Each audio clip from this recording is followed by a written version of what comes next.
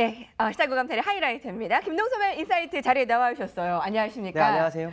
9월 들어서 오늘이 좀 수급이 가장 나아 보이는군요. 네. 자, 그래서 다음 주를 대비하는데 그 추석 전주이기 때문에 다음 주를 대비하는 마음 오늘 아주 눈여겨서 이 코너를 들으셔야 될 것 같습니다.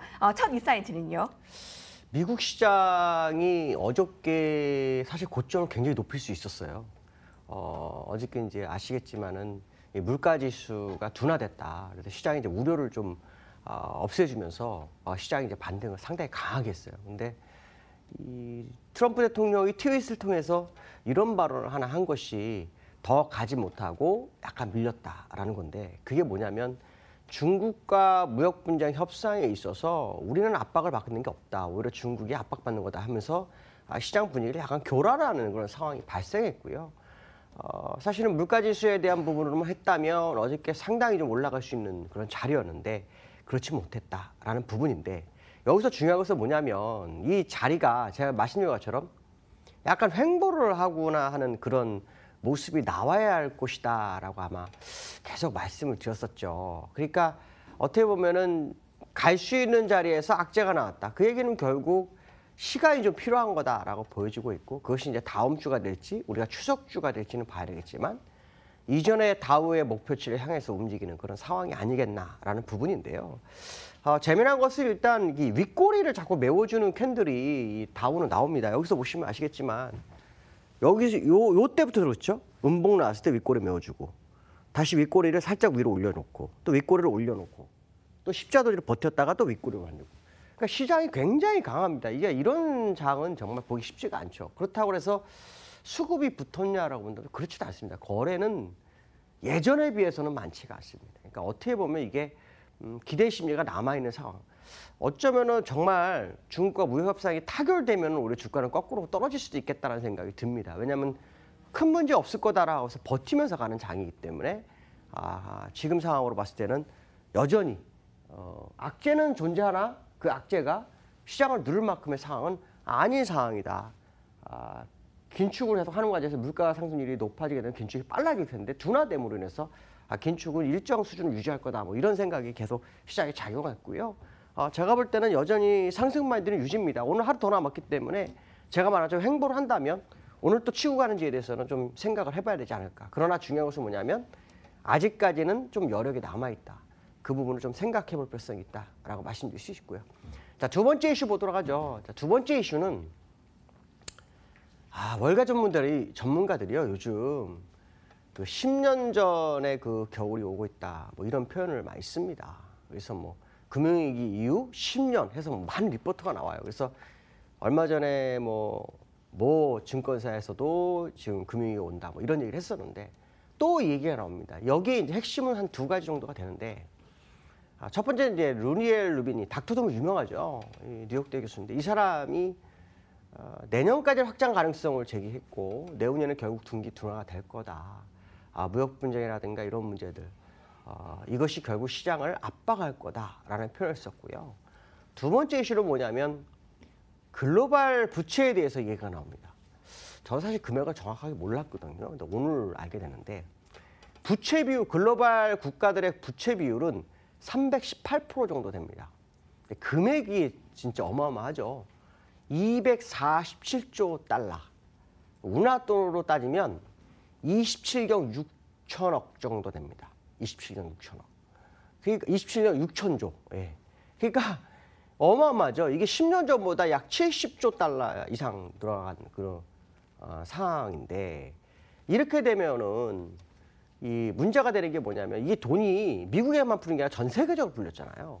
그러니까 금리 인상 긴축이 진행이 정말 되게 되면 어떻게 될까요? 돈이 유동성이 없어집니다. 그럼 부채를 가지고 있는 기업들이나 정부들은 상당히 곤란하다는 거죠. 그러니까 결국 지금 현재의 또 다른 위기는 결국 미국의 긴축에 의해서 이루어질 거다라는 그런 분위기. 그거로 인해서 뭐 시장의 시스템에 오류가 오거나 그런 부분이 좀 올 거다라는 생각을 하고 있는 것 같습니다. 제가 요즘 계속 이런 얘기 많이 하죠. 왜냐하면 시장에는 뉴스의 파동이라는 게 있어요. 그 혹시 뭐 공부해 보신 분들은 있을지 모르겠는데 한 13년 정도 시황을 하다 보니까 뉴스에는 파동이 존재를 합니다. 근데 어느 날 갑자기 툭툭툭 뛰어나오면서 빙산의 일각이라 그래가지고 이 빙사는 90%는 안 보여주고 한 10% 정도 보여주잖아요. 그 10%를 보여주면서 90%를 만들어내면서 결과를 보여주는 격이 있는데 이게 뉴스의 그 파동이 있습니다. 근데 이 뉴스가 아주 한 몇 개월 전부터 이런 분위기를 조성을 합니다. 근데 거기에 따른 시장의 문제가 발생을 하고 있어요. 그게 무슨 말이냐, 뭐 거래가량이 줄어든다든가 아니면은 뭐 분쟁이 있는데 그 분쟁이 시장에서 영향을 안 미친다든가. 그러면 결국 나중에 그게 빙산의 것처럼 마지막에는 영향을 미치거든요. 근데 저는 이 뉴스를 보면서 생각하는 것이 딱 하나입니다. 위기는 오는 것 같다. 다만 예전과 다르게 금리를 조절하던 어떤 위기 시절이 아닌 돈을 많이 풀어놨기 때문에 그게 지금의 강세를 더 유지해주는 정도다. 문제는 이게 어느 정도 끝나는 시점이 어떻게 될 것이냐가 되게 중요할 거다라는 게 상당히 중요하고요.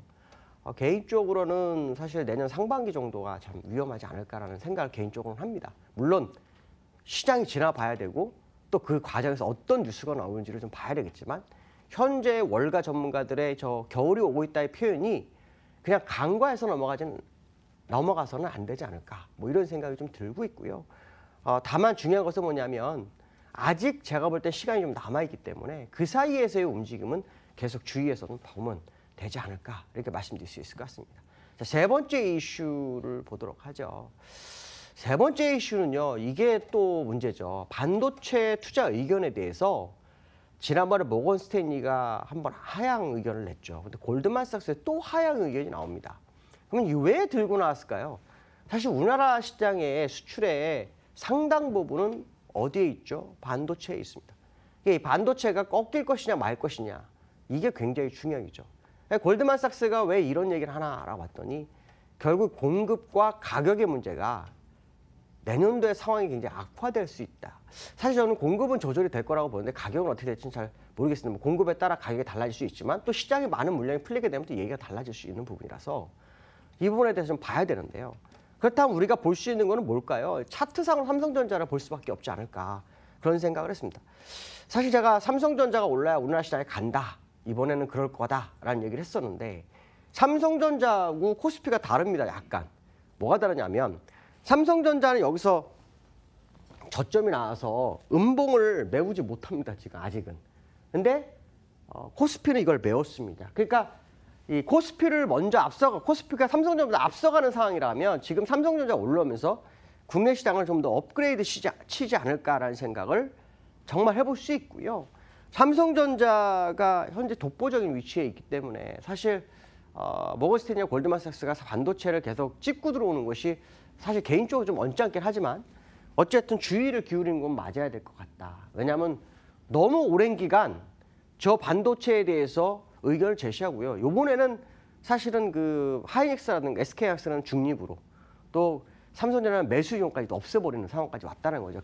그만큼 그들은 심각하게 보는데 제가 볼 때는 아직은 아니지 않나. 오히려 적어도 이 정도 52,000원 선까지는 가야만이 거기서 방향성이 나오지 않겠느냐. 특히 우리나라 지수가 어떻게 되느냐, 2,470 정도. 거기에 키높이가 맞춰지면 그때서 이 리포터가 좀 효력을 발휘하지 않을까. 오히려 저희 리포터가 나오고 주가는 오르고 있는 상황이다라고 본다면 좀 더 시간이 좀 필요하지 않을까라는 생각을 해봐야 될 것 같고요. 국내 시장과 우리나라 좀 비교를 해보자라고 아까 말씀드렸었는데 국내 시장의 차트를 한번 보죠. 코스피는 제가 예상하는 게 아마 기억하시는 분 아십니다. 이 음봉을 메워주는 주봉의 양봉 가능성을 이번 주 내내 말씀드렸죠.